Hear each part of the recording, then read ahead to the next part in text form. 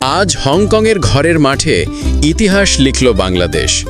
ম্যাচটি শেষ হয়েছে ১-১ গোলে ড্রতে, কিন্তু এই ড্রয়ের ভেতরে লুকিয়ে আছে এক অদম্য জয়ের গল্প, সাহস, পরিশ্রম আর আত্মবিশ্বাসের প্রতিচ্ছবি। খেলার শুরু থেকেই বাংলাদেশ দেখিয়েছে তারা ভয় পায় না, তারা মাথা উঁচু করে খেলে। মাঠে নামার প্রথম মিনিট থেকেই যেন চোখে আগুন, মনে ছিল একটাই লক্ষ্য, জিতবো আমরা, দেখাবো বাংলাদেশ কেমন দল। হংকং শুরুতে কিছুটা আধিপত্য দেখালেও বাংলাদেশের খেলোয়াড়রা এক মুহূর্তের জন্য পিছু হটে নাই।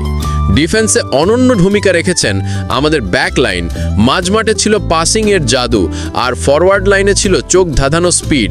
প্রথমার্ধে হংকং এগিয়ে গেলেও দ্বিতীয়ার্ধে বাংলাদেশের ছেলেরা যেন নতুন উদ্যমে মাঠে নামে, একের পর এক আক্রমণে চেপে ধরে প্রতিপক্ষকে। অবশেষে আসে সেই মুহূর্ত, দুর্দান্ত একটি গোলে সমতা ফেরায় বাংলাদেশ। গোলের পর মাঠে দেখা যায় উচ্ছ্বাসের ঝড়, যেন গোটা বাংলাদেশ মাঠে উপস্থিত হয়ে গর্জন করছে, চলো বাংলাদেশ।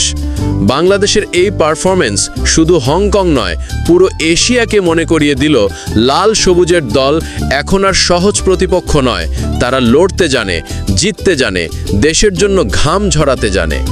আজকের ম্যাচে বাংলাদেশের প্রতিটি খেলোয়াড়ই ছিল অনবদ্য।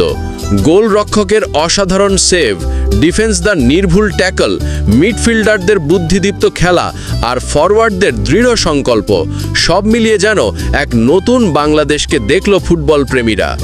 এই ড্র ছিল না সাধারণ কোনো ফলাফল, এটা ছিল আত্মবিশ্বাসের জয়, মানসিক শক্তির জয়।